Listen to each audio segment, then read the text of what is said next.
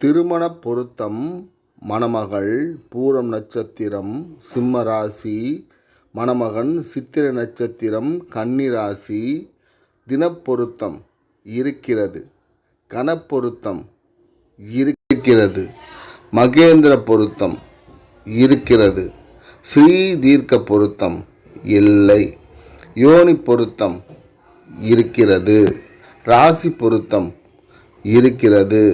ராசி அதிபதி பொருத்தம் இருக்கிறது.